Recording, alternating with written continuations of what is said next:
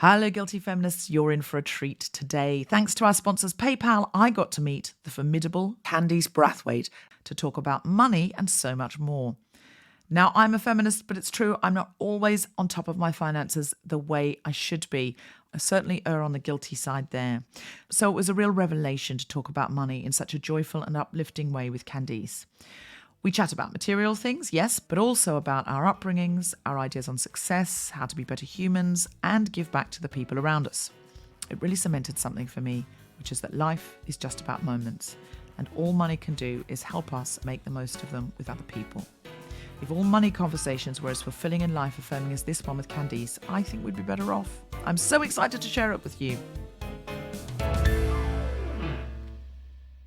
So, Candice, you are a woman of style, class. People, I think, if they saw you walking down the street, would describe you as chic, elegant. If you don't mind me saying, that costs money. How do you feel about money? Do you love it? Do you hate it? Are you scared of it? Do you want more all of the time? Do you feel awkward talking about it? Where is Candice and money? Love it.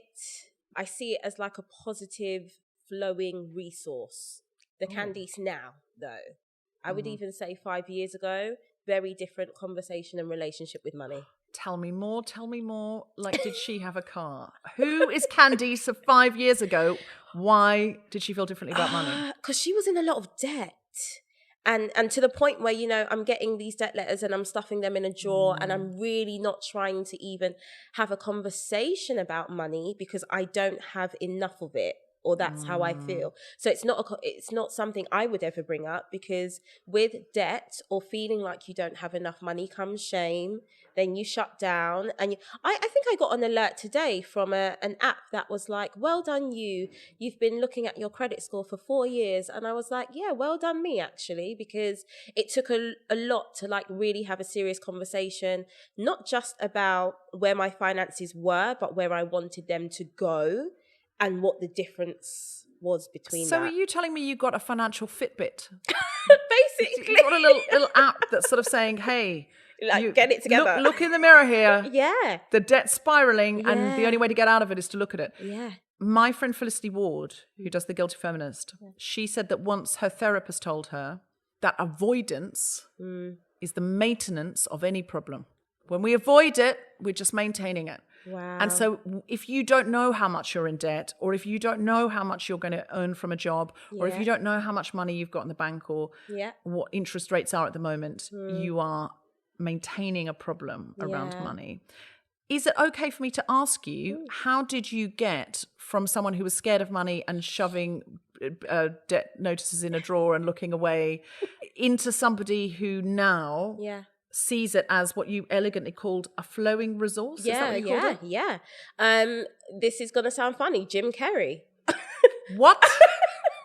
Jim Carrey? Yeah, I saw a video of Jim Carrey online saying that when he was really at his wit's end financially, like living in his car, he wrote a check to himself for $10 million and he signed it from like the movie company he wanted to work with that was going to pay him that money. And he put that check in his wallet. And yeah, there's I call it the woo-woo side of it. And he was like, then I actively went to, of course, every audition and just made it happen. But I saw that and I was like, it's really funny. When you've got nothing to lose, you will do what other people say is crazy or silly. I literally didn't have the money to lose and I had an old checkbook that I couldn't use. I was like, I might just give this a try. I wrote out numerous checks and I listed the companies I would like to work with to pay me this money. I put them into my purse. And then as life went on, I was able to meet a certain management team that would align me with their companies. Things just started to happen. But I think that the most important thing was believing that I was worthy of living a life not controlled by money. That was like the most important thing. And me starting to understand, no, I can control you. I don't necessarily want to hide from the postman, because that's where we were getting to. Or, be hiding letters away or feel like I couldn't go out with a friend for dinner. I was like, there has to be a point in my life where I own you, not the other way around. See, I thought you were going to say he wrote a check for $10 million from Paramount Pictures and then just went to the bank and they accepted it. And he was like, problem sorted.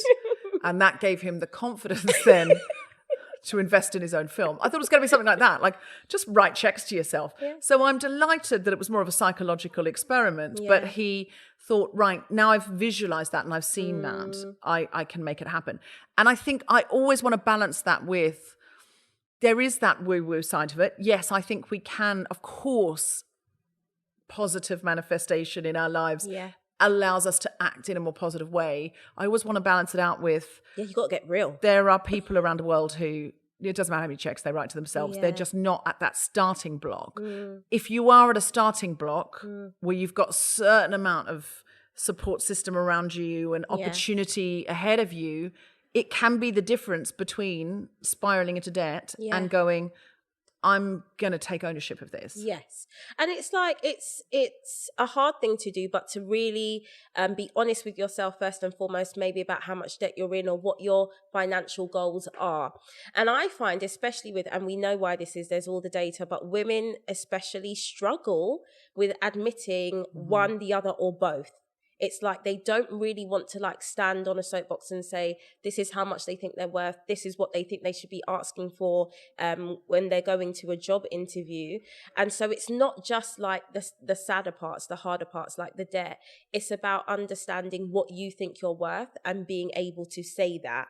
And over the course of that time, that again started to balance things out, because I found out actually in the earlier days of my career, I was on set with 5 women, and a few years after I found out, I got paid 300 quid and they got paid in excess of 2 grand. Yeah. Wow. Yeah. And just no one talked or compared notes? No one spoke. Because I saw my friend the other day, Ellen Jones, who's a queer rights, mental health rights activist. She started posting, she's autistic, and she started posting and sharing what all of these different women who were neurodivergent were paying. Everyone was just saying, I'm being paid this to do this. I'm being paid to do this, to do this. And it's like, once you do that, especially in a certain industry now, I readily accept DMs or emails from women who are in the same space, who are like, hey, I'm about to work with this brand. I've seen you've worked with them. What should I be? Especially women who yet don't have management or an agent and are literally just trying to get through this field by themselves. I will always tell the truth, because do you know what that does? It sets a precedence for women in our industry across the board. It means that, because what I was finding, especially in my earlier years in this career, brands would literally be like, oh no, we can go over there and get it 2 grand cheaper. They would literally come back and be like, why would you say that price when this person is? So once we're all open, it's like, you can't just go around the corner to another woman and get 5 grand off. This is the price of the whole atmosphere. And so it's been really freeing and really empowering. And it's my kind of way to share. That's me giving back to a community of women, is sharing that information. And in my opinion, those things are literally priceless, especially in a workspace where there is no set rate. There is no, you can go online and see what a teacher in a certain postcode earns. In the media industry, it's very smoke and mirrors. And to know that there are a group of truthful women I can go to and say, hey, what's the going rate there? It's very empowering. Can I ask you, did any of those checks come off? Every single one. It actually got to a point where I just started writing new ones for fun.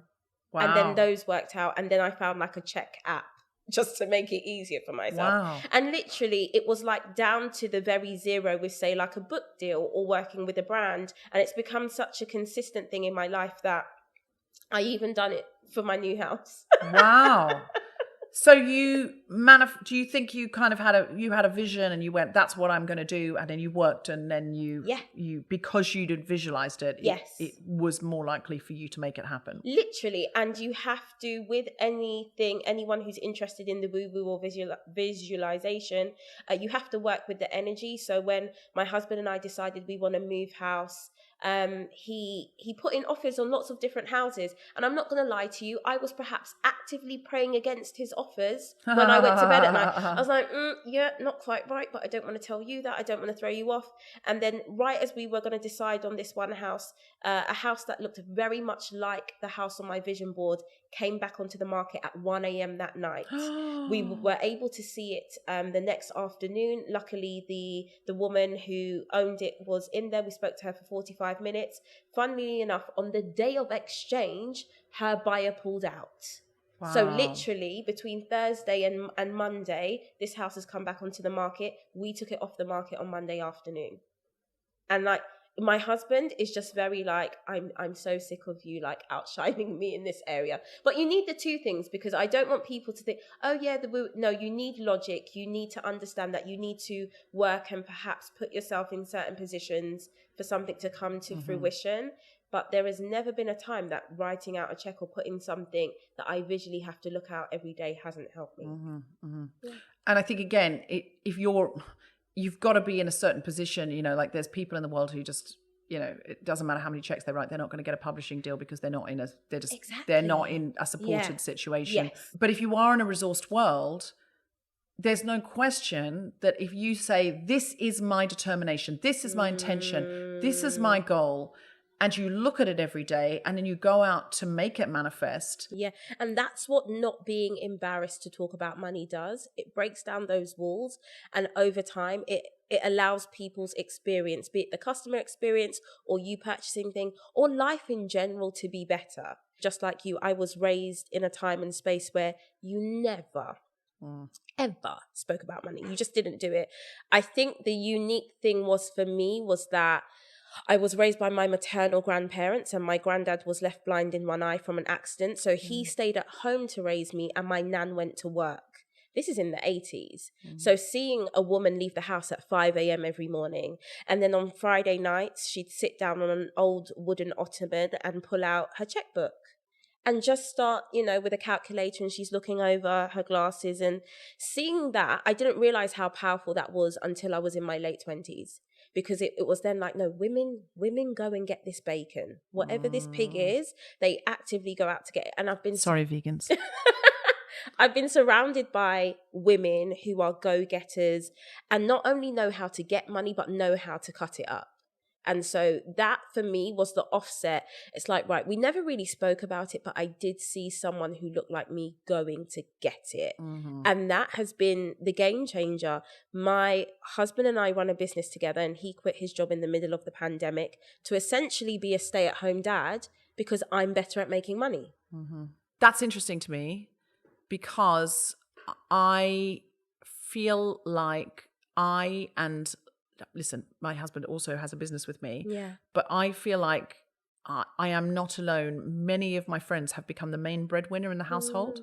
And I think some of my friends are the only breadwinner in the household.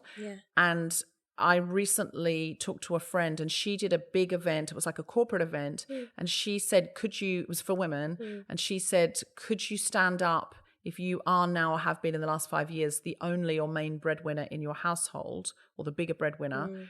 And it was something like 80% of the women in the room stood up. And we don't talk about that. And it's because, and my husband's very cool with, you know, there's been certainly times in our marriage where he's earned more than me. He helped me go to university. So look, this is, you know, it's a push and pull thing. But what I will say is he's very cool, and he's, you know, but even as I say that, what we're implying there is, isn't it great that my husband is cool when I earn more than him?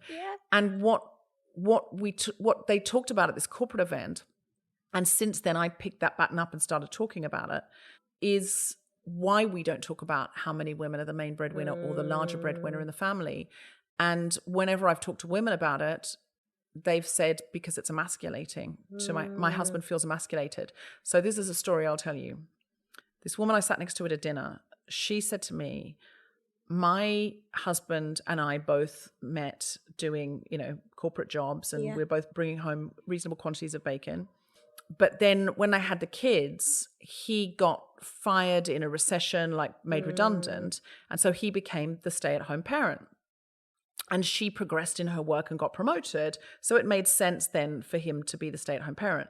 But she said he cannot, at dinner parties with his mates in the pub, he cannot say, I am a stay-at-home carer of my children. Wow. And so he was buying houses, doing them up and selling them. So he could say, I'm a property developer. But she said, the thing is, he's not very good at it. And so he keeps costing me money. Like he's spending all this money on doing a property up, then he doesn't get the money back. So she said, I'm just going to have to say to him, and she was confiding in me. She said, I have to sit down and say to him, your job cannot cost me money. She's like, if it breaks even, so if it pays for childcare while you're out doing it, and it breaks even, then fine. So this is what she was literally saying to her husband. Your job has to stop costing me, because he couldn't take pride in only looking after his children. Now that's social conditioning. Yes. Because women have been socially conditioned to say, I'm a parent and I run this household. Now, often now also women get like, oh, is that all you do? You know, and that's horrible as well. But certainly there's an extra pressure on men when it comes to that. But what's the flip side of that? Women cannot celebrate a bonus, for example. If they make a big sale and they get a bonus and it's a really exciting moment for them, that makes me sad, because a man can come home if his wife is the full-time carer and be like, you know, great news, honey.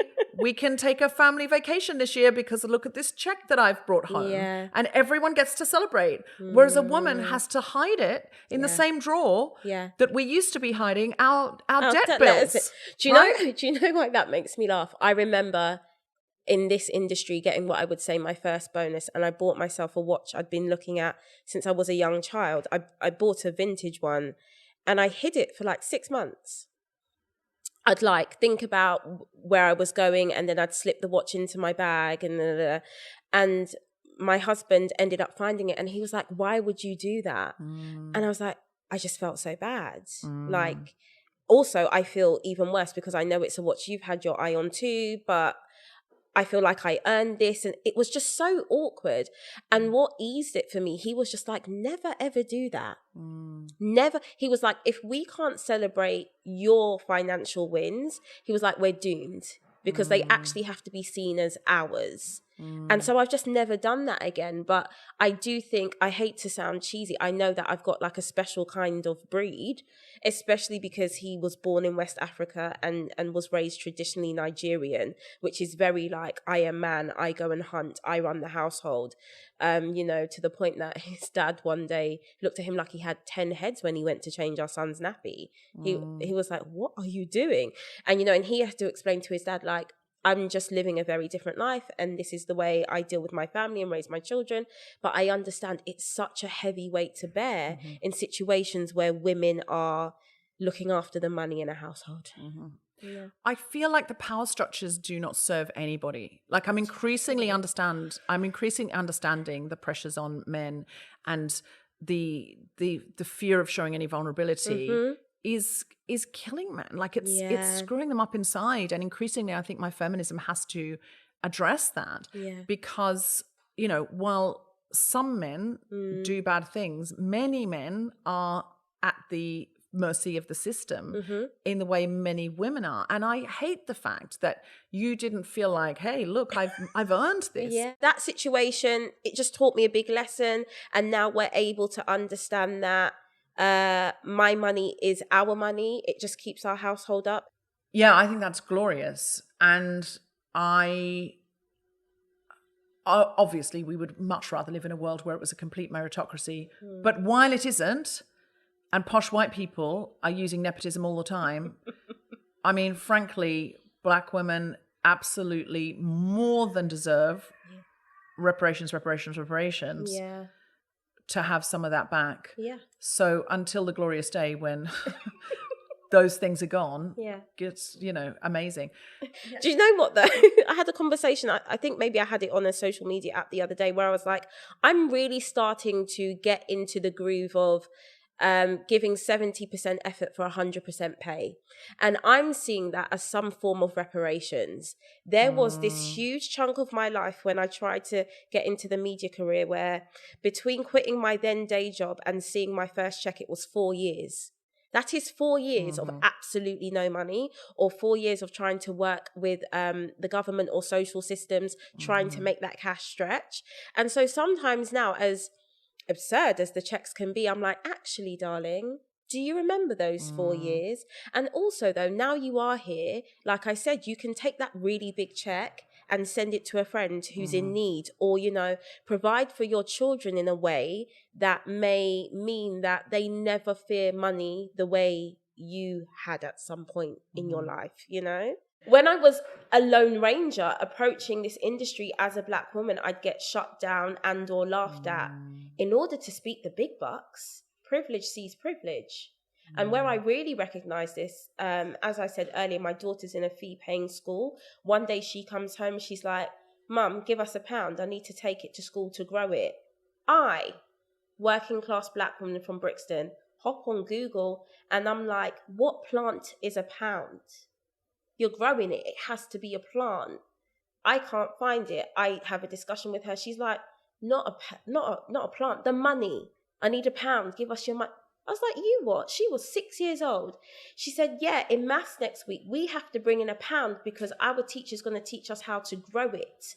And then with what we grow, we can choose to buy things for the new playground. Like, what? And that really showed me what I'm up against in the working world, not having that financial knowledge or not having money explained to me in that way. I can literally now bring documents in front of my 8-year-old and be like, what's that APR going to do to mummy? She knows. Wow. I still can't get my head around that. And again, it's like how many, and this is largely what it is, how many white people, specifically white men, have access to that information, which means like money sees money. They're having a completely different conversation. And so hopefully with a little bit of the woo-woo, a few more zeros and being able to keep her in a school like that, she'll come out the other end and hopefully have just as much knowledge and the understanding of money as a lot of her white peers already do. I'm so excited to hear you say this and yes, just yes to everything that you've said. Okay, I'm going to ask you a big philosophical question. Strap in. Okay. What does success mean to you? Wow. Aside from making a shit ton of money, it is being able to say no, being able to govern my day, being able to say, look at a schedule and say, I do not like that. I do not want to be there. Please remove my name. That for me is like boss bitch activated in my head. It took a really long time to get there. But it took even longer for me to register that I was there and to have confidence to admit that and declare it. I think I was there before I was ready to say, I don't actually want to do that. Or, you know, can we modify that? That to me, if my life continues to be that way till my dying day, that is the epitome of success. It's being able for my kids in 20 years to go, do you know who my mum is? That's such a big thing for me. I would like my children to be able to use nepotism. I'm very for that. I'm like, I would like them to be able to walk in the room and be like, no, my mum's Candice Brathwaite. Check your clipboard again. Wow. I feel very much like I have shifted what success means, even in the last few months. I heard a successful man on the radio saying that results are the metric of society. So if you're not going to get those results, if you're not going to get the right outcome, you can't be successful. Yeah. And I was so fascinated by it, and I just stopped and I just thought, well, okay, but I know what kind of results you're talking about because of the nature of how he operates. And I was like, what you're saying is the outcome, i.e. the paycheck at the end of the day or the award in your hand or the job title or whatever it is, that's worth any cost. Yeah. And I'm like, but you could spend 10 years working all hours God sends to get that big house. And that's what you want. Or in London, that small flat. But let's not dwell on that. But that, you know, that's what you want. You want something fancy. You want that prestige. You want that status. And you're going to get that big house.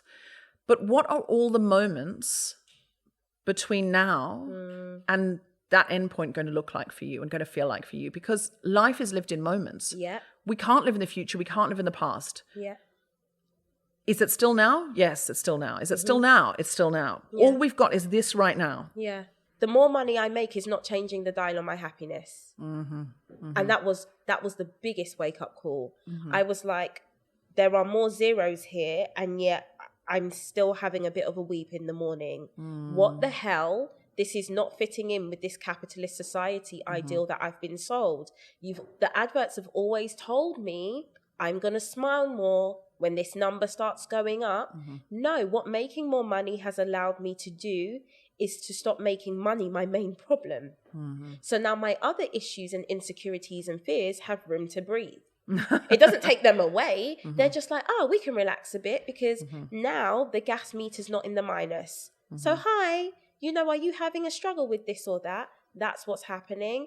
And now I understand that. I'm like, right, now the moments really matter. Because slaving away, doing these 70-hour weeks or whatever these books are telling you to do, it's not going to move the dial on your happiness. And I don't want people to realize that too late. I hate to be a bit of a downer. My dad died with his BlackBerry in his hand. The doctors were like, we actually had to prize this device. Oh my God, prize it out of my cold dead hand, literally. Wow, that's terrifying. And it's so funny. I knew he was dead because it had taken him like 2 hours to respond to an email. And my first instinct was, of course, in a joking way, I was like, this guy is probably dead because what's going on here? Wow. That's how hard he worked. And it just wasn't worth it. As his only child, I can tell you it wasn't worth it. I have resigned myself to the fact, Candice, that I am going to die with a full inbox. Yeah. It's never going to go away. And I said this to a friend of mine, and she said her partner passed away, and she said, oh, Deborah, the emails keep coming. She said, he's passed away, and I still get emails going, could he do such and such?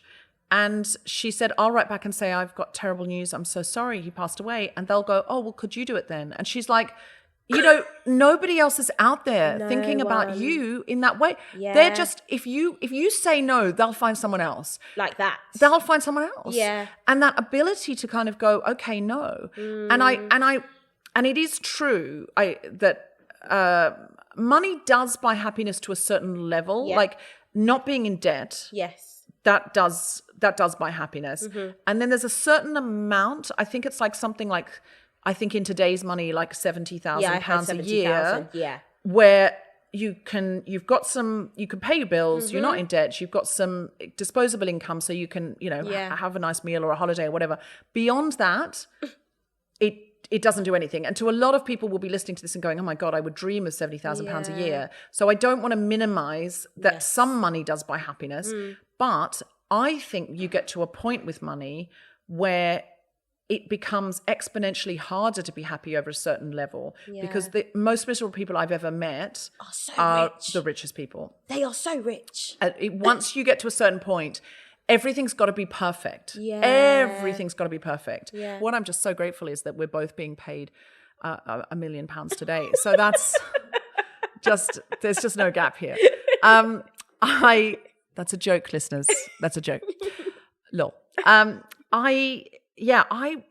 bougie are you, Candice? How, on a scale of 1 to super bougie? Super maximum bougie. Are you super max bougie? Yeah, but you go over the edge. Yeah, but I'm super max bougie on a discount. I love a little discount. I'm always like... So here's my thing. I like to dress up. I like certain things. I just get really grossed out by the price certain, specifically brands, put on things. I'm like, that's an absolute lie. Let's think about the production process. Let's think about how you've got to mark this up. So I specifically go out of my way to wait for sales. It has to be very, very nice for me to pay full price for it. And I like sharing that version of bougie because I think so many people who want to wear particular clothing or live a certain lifestyle, it's always positioned and advertised as out of your reach. And that's the point.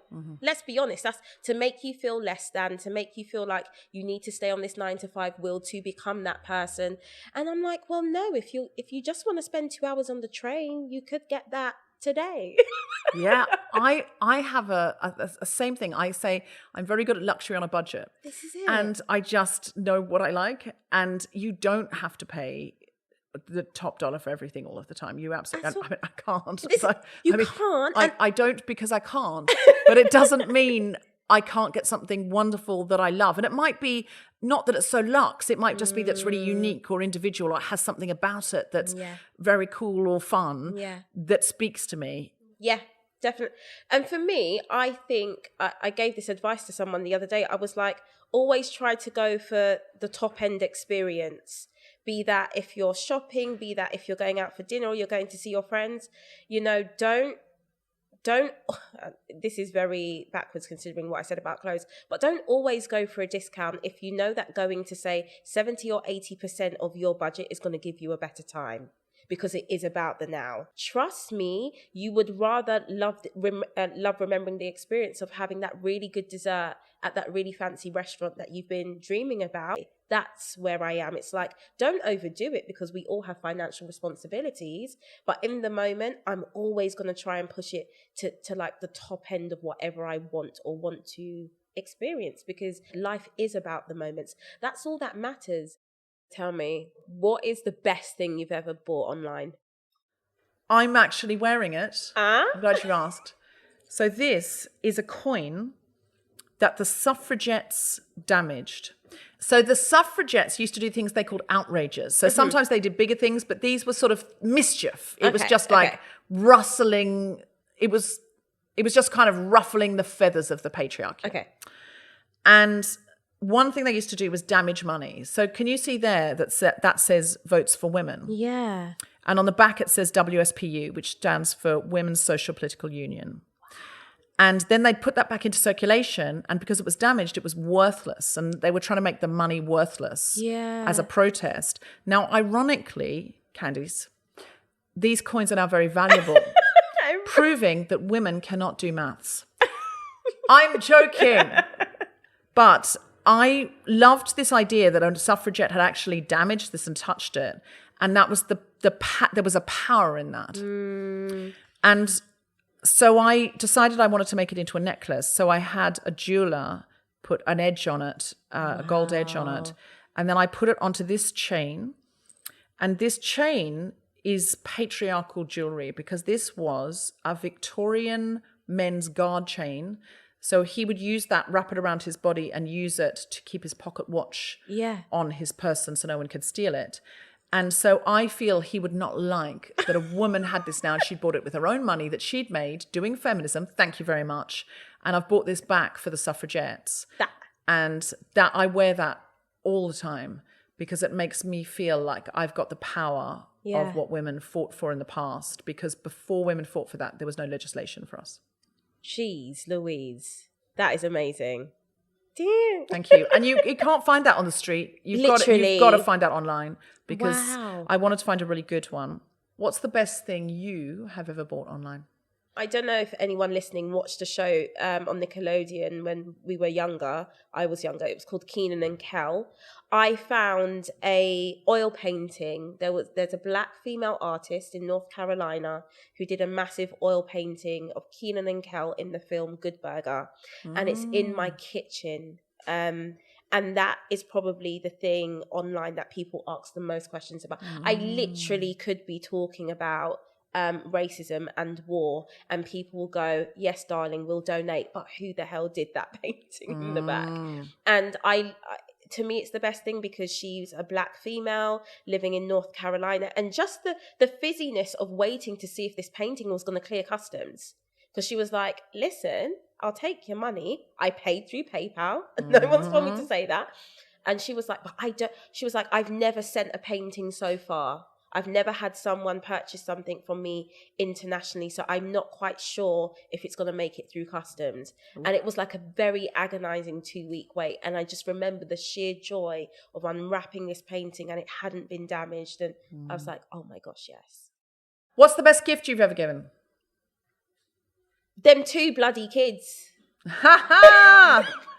Especially that Esme. She's very like, you're being terrible to the planet, and how can I fix this? Oh. She's very like studious. How old is she? 8.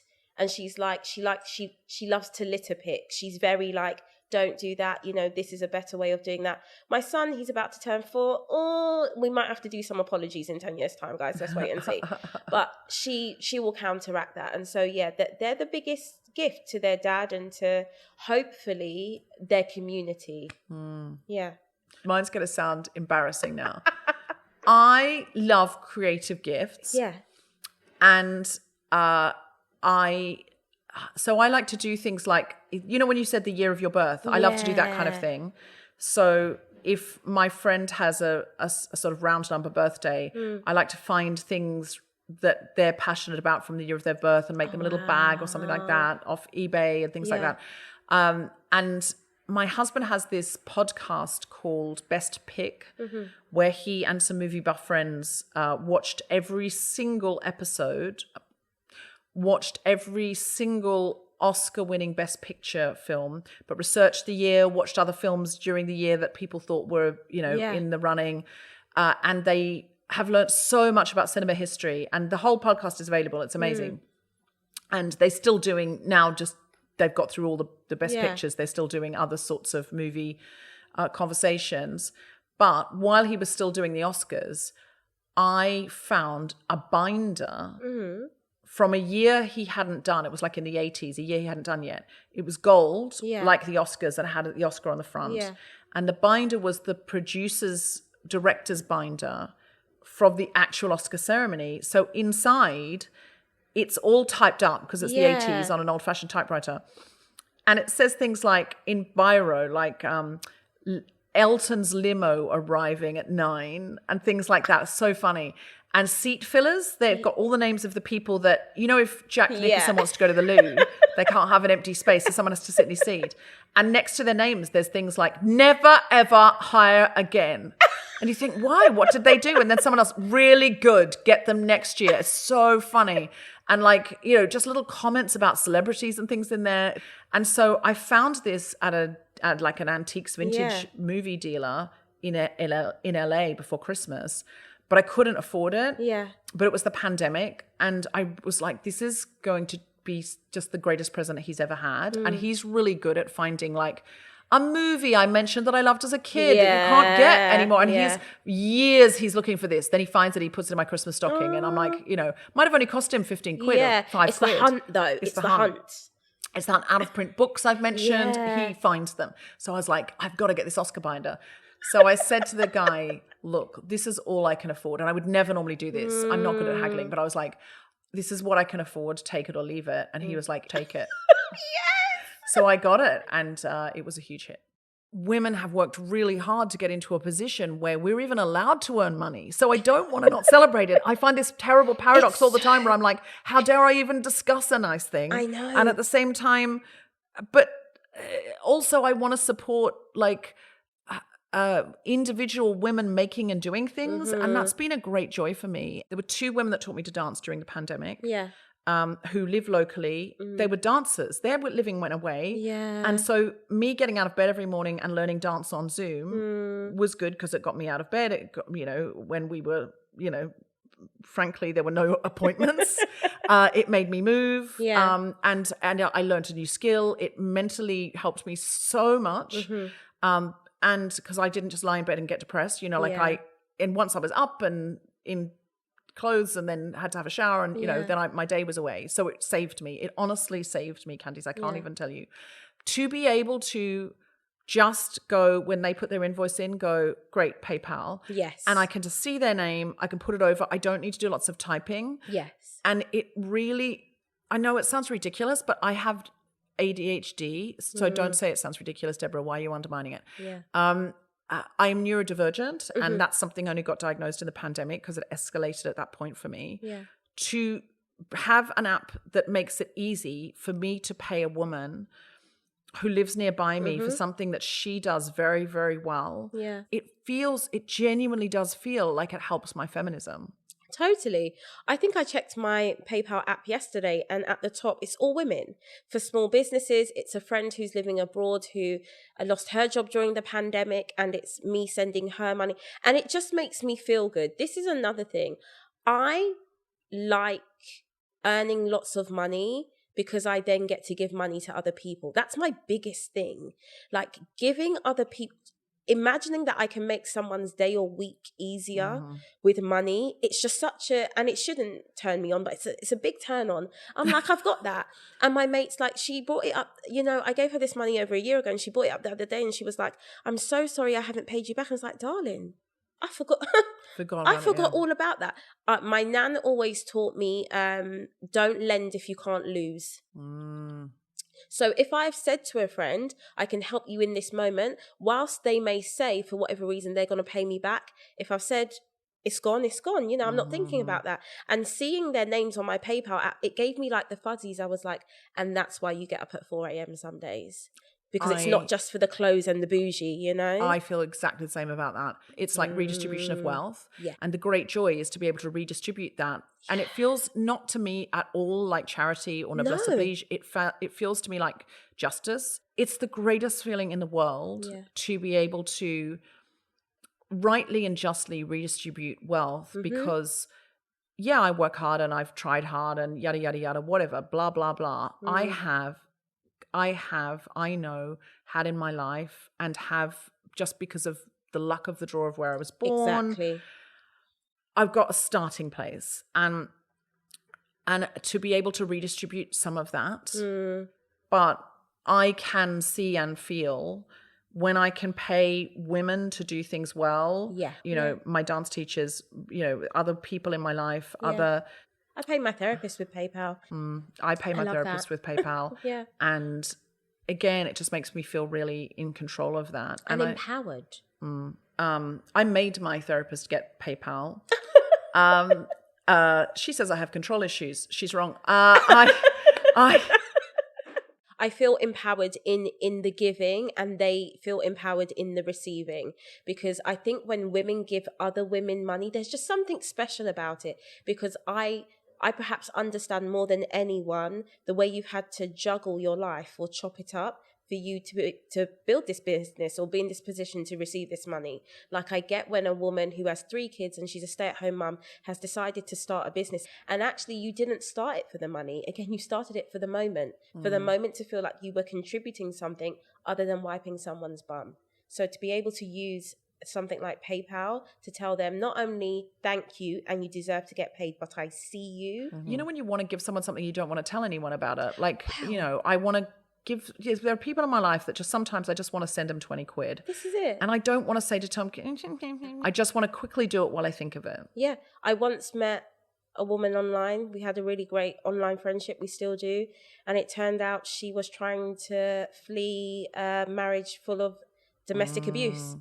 So we were able to raise money and send it via PayPal. And it's like those things make me teary, because it literally is a little thing, and the difference between having a great moment and having a really shitty time. Do you know what? I got scammed once by somebody who told a story that turned out to be not true. And this person had told, it turned out I got contacted by someone saying, we've all been told a different story by this person and we all compared notes. And they told a sad story. And listen, I can't imagine they enjoy living that way. There was a sort of talented Mr. Ripley element going on. And I imagine they've got issues. So this is not me, you know, it's just me saying I gave someone 600 quid in good faith because they told me that something very bad had happened to them.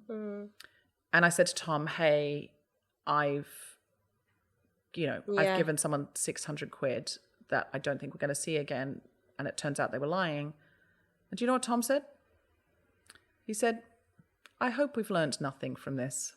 I was so beautiful. I was like, I cried because he was like, he said, I hope next time someone says, I really need help, You still do it. that we believe them. You know what?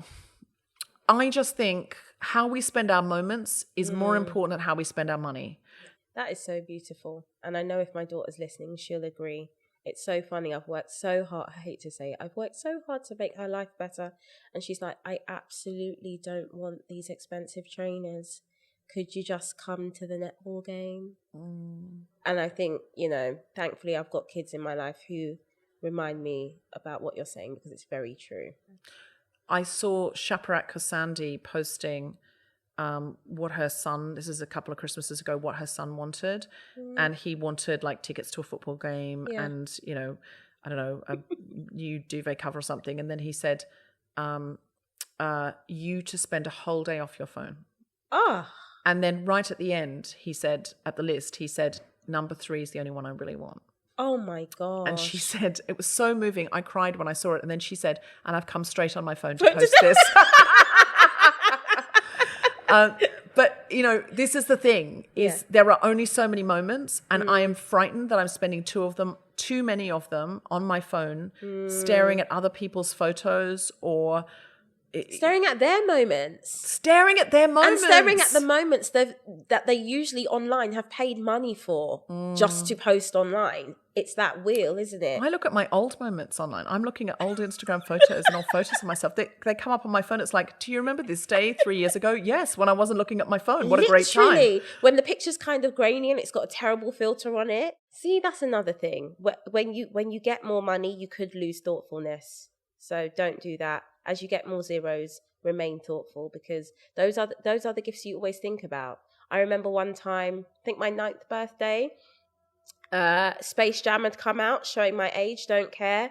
And I got to the cinema with my dad, and the cinema was stone cold empty. And I turned to my dad and I was like, this movie's just come out. Why is this? My dad had bought every seat in the cinema. What? He was like, I literally just want to experience this, just you and I. And that was my gift, with like a really cheap cake from a supermarket. And I'm sitting here getting the fizzies again. That's literally like, you know, it could have been for that price a really fancy, but or whatever. He was just like, I want you to remember this moment. Those are the best things. Like, Candice, I don't mind telling you, all of this talk of money has got me a little tingly. I'd love to buy you a cocktail. I'm down, and then I'll get the next round. I'm into it. Let's go. Let's get out of here and spend just a little, not much, money. Thank you, PayPal. With more ways to shop, pay, donate and send money, there are more ways to PayPal. A reminder that you must be over 18 to have a PayPal account to send and receive money. Foreign exchange rates may apply when sending money out of the UK.